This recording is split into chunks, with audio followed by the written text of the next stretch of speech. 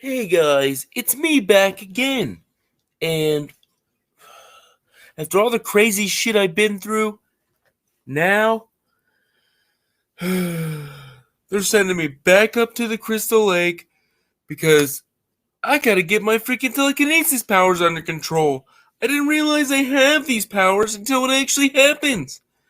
I'm like moving shit around, and people are like, "Whoa, you're freaking crazy, man! Watch." Look at that.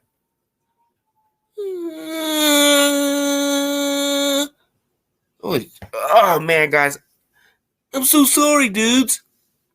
My mind just isn't what it used to be. I killed my dad in the lake a long time ago, and I've had to live with that ever since. But hopefully I'll be seeing him again real soon. Hopefully I'll bring him back to life. I hope I don't. I'm gonna give it a shot. Here we go.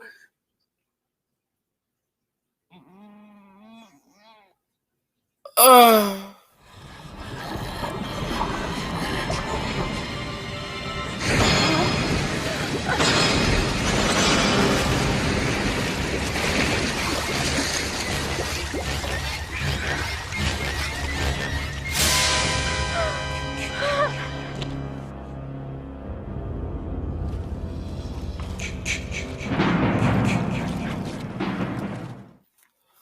oh man, I don't know what happened, guys. But in the meantime, let's get into these Friday the 13th, Part 7, The New Blood Kill Rankings. Here we go!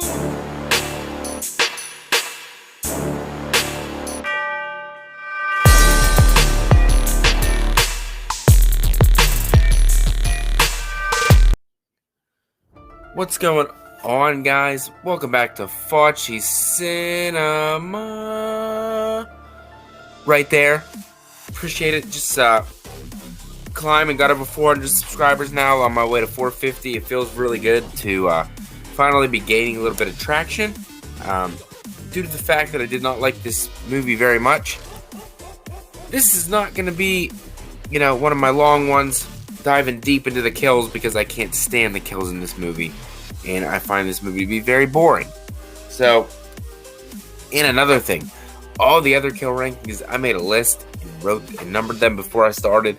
This one's just going to be on the fly because I do not like this movie at all. The only thing I like about it is Jason's look, and that isn't enough to bring this movie back for me personally. So, let's go and start these kill rankings for Friday the 13th Part 7, baby. Let's go. Alright, so in this film, if I am correct, there were 17 deaths. 1 by Tina, 1 by Ghost Dad John Shepard, baby, and 15 by the new Jason Voorhees, played by Kane Hodder. So here we go. Coming in last at number 17, I got Ghost Dad coming up to kill Jason Voorhees. You don't know what's going to happen, and boom! Ghost Dad jumps through the floor, grabs Jason's legs, wraps a chain around him, and takes him back to the bottom of the lake. Looking non-deteriorated, which makes no sense. He would have been rotted away a little bit down there like Jason was. So a little confused on that, and a little confused why his clothes look like he was down there from, pilgrim times. And the kill was lame because obviously it didn't do anything. So that's why it had to come in last place. 100%. Coming in at number 16. Gotta go with John Shepard's death himself. Obviously, Tina did it with her telekinetic powers. Had the argument. Said she hated him, and then that's when the passion came out. And the ridiculous dock thing kept freaking shaking back and forth when he had plenty of time to run off of it. And I was a little unconvinced that he actually would have died from falling in the lake from 10 feet off the ground. I know there was, wood above him, but come on, it wasn't that heavy. It was just lame. And Jason didn't even do it because it was Tina. So, number 16, John Shepard's death. Coming in at number 15, I gotta go with Sandra. She's out there skinny dipping in the lake, and then Jason magically gets Underneath her in the same lake when you never saw him enter the water, and then he just pulls her down and then drags her corpse out onto the beach. Very lame. Shows nothing. Uninspiring. On to the next one. Number 14, Robin. I know a lot of people think she's probably the hottest babe in this movie. I disagree, but that's okay. It's fine. Only thing that happens to her, as usual, she gets thrown out of a window because once again, Crystal Lake cabinet doors, yeah. It's just so lame, and I'm not a fan of these window throws. I'm just not. Damn, that was lame. So coming in at number 13, big 13, Friday the 13th, number 13. Let's go. Go to Jane. Her throat was impaled by a 10 spike. Just didn't do it for me. Like I said, these kills are just underwhelming. They don't show anything. A lot of after the fact kind of stuff. I'm not really into that. Obviously, you guys know me very well. I'm not into that stuff. So I don't really think I don't even need, if I need to go into detail on that. I'm going to say no. Probably followed up at number 12 by Michael. You know, the party was for Michael. He never made it there because he met Jason in the woods first. He also got a 10 spike thrown through his back. And yeah, that was it. I expected like Jason to like rip him apart or anything with it, but he didn't do anything. Yeah, it's just nothing to it. It's not good. The MPAA really messed these movies up, especially this one. So that was number 12. Number 11. I gotta go with Kate getting killed with the party horn. I mean, come on, guys. It's a party horn. And not only is it a party horn, it honks when he hits her in the face. Like it. That's some Halloween 5 shit right there. It came out. When did this come out? This came out in 88. So same year, 1 year before Halloween 5. So they did this corny shit before Halloween 5. Then Halloween 5 probably saw it and was like, damn, that's a good idea. Let's put a freaking honking sound in our movie. Dumb. Cracking the top 10 of this bore fest of a film, we're going to go with Eddie with the machete slash to the neck. Once again, he's just sitting there going through the gifts and whatnot. Jason comes down and just whacks him in the neck. Once again, shows nothing. Nothing. Like they could have had him cut his head off right then and show it, and it would have been amazing. Would have jumped that kill way up high, but they didn't show anything. But I mean, it was very vicious, and that guy was super annoying. So it's probably why he made it up this high.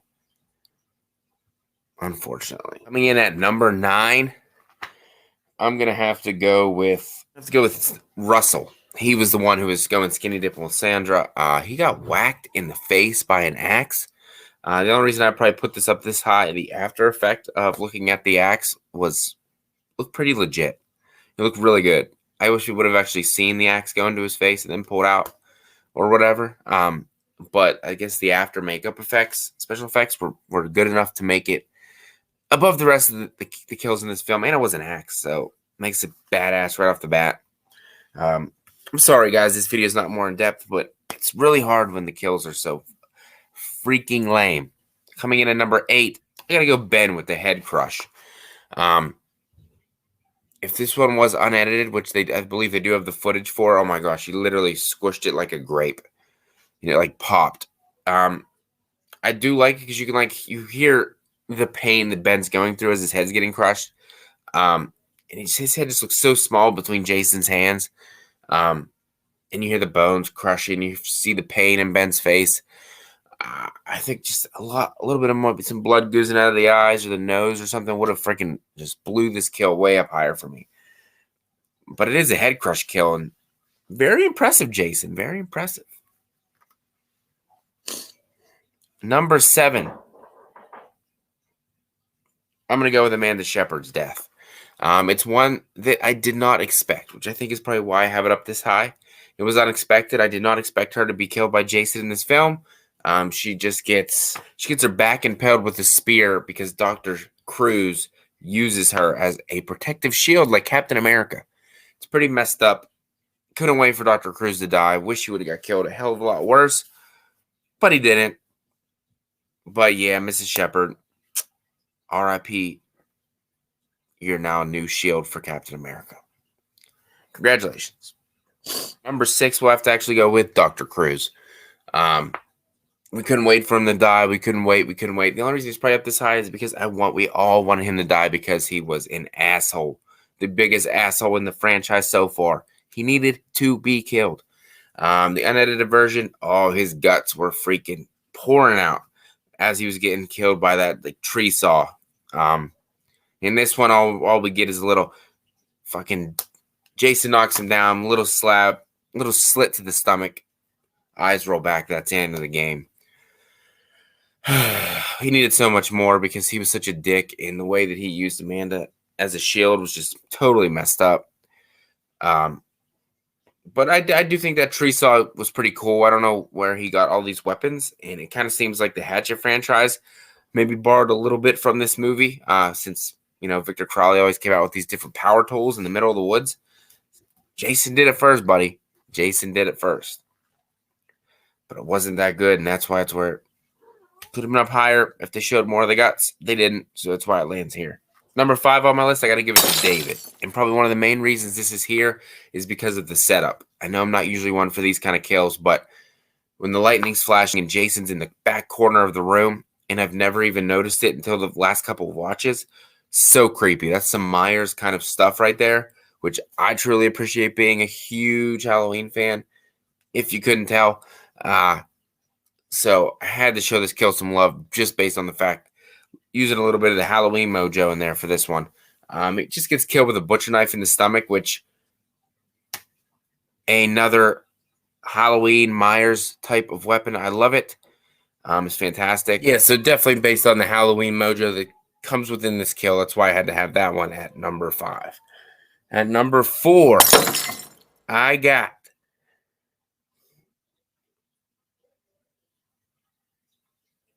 to go with Maddie's kill on this one. Obviously, you don't really see much of this kill either. I know this is going against everything that I believe in right here, guys.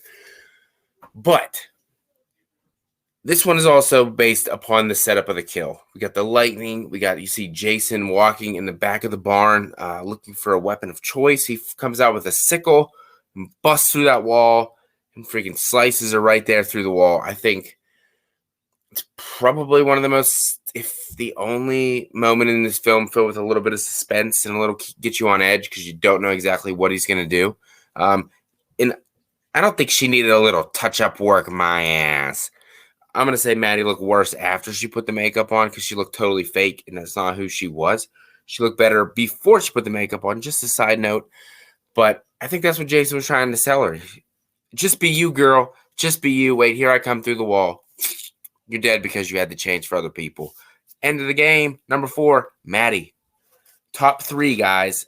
And this was hard because this movie sucked ball sack. So, coming in at number 3, I got the bitch Melissa. Getting her head smashed in with the axe, and then Jason throwing her over the freaking dresser or TV stand like a little freaking rag doll. We hated her. She was a total bitch for no reason, just because she was jealous that Tina was getting talked to. That's the only reason she was jealous. Annoying as hell. I did not like her one bit. And even at the end, after all the friends are killed, they're trying to explain to her what's going down. She don't believe her. So she opens the door and Jason's just standing there. And bam, buries the axe in her freaking head and tosses her aside like a piece of fucking trash, dude. It was so happy. I was so happy for her to go. Could not stand that bitch. And they kicked her ass out. And Jason said, "Get out of here, you dirty ass skank whore. You're just not turning me on." What a bitch, dude. Leading on Eddie, thinking Eddie's going to pop one off and then just be like, "I was just using you, bitch. Bye-bye." And Jason was just using you as his new throwing toy. End of the game. Number 3.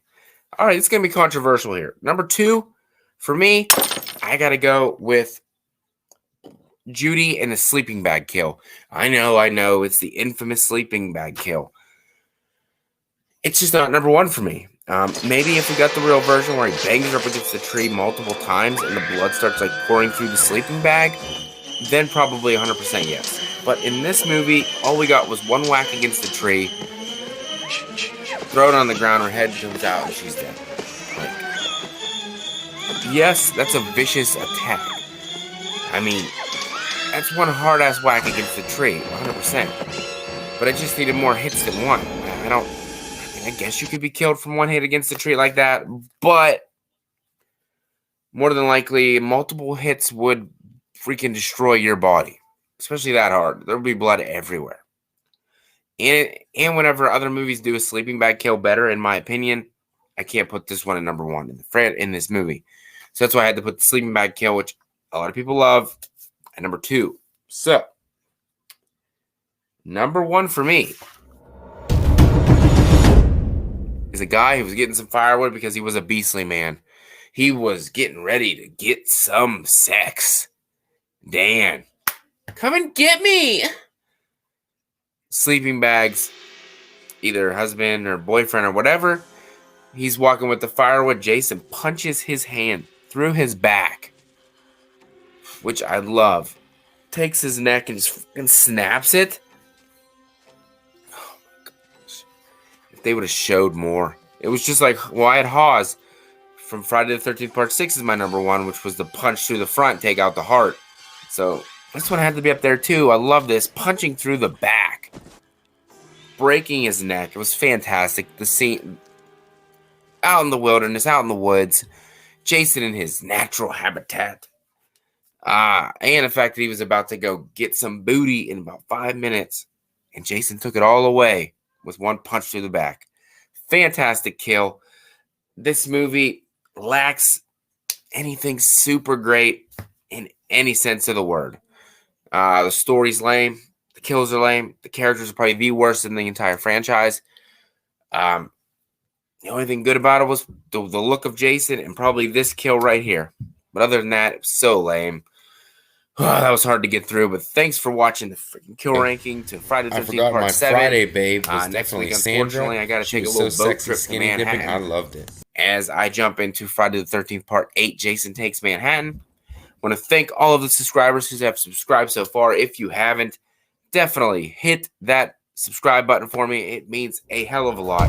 My interactions with all my subs are fantastic. The live streams are off the chain. I've definitely noticed a pickup in watchers during live streams, getting closer to about averaging close to 20 people now. I know it ain't much, but it's freaking amazing. I appreciate and love all you guys very much. Here is a link to all my stuff. That's my Facebook page, which is just my name. My Instagram, which is Faccis_Cinema. Look, the groups I belong to, Filthy with Fauci, the Stream Demons, and Behind the Mask, all of the shows that I'm involved in, plus my own Fudge Monster lives and my watch-alongs that I do. Don't get much better. Definitely stay tuned for episode 2 of Behind the Mask, which is coming on July 21st, with a second B-side episode coming on July 28th. Definitely check that out. A watch along to the burning. It's going to be lots of fun. So that's all I got to say. I love all you guys. And, dude, now that I got that out of the way, now I get to go on a vacation. I'm going to Manhattan, baby. Let's go.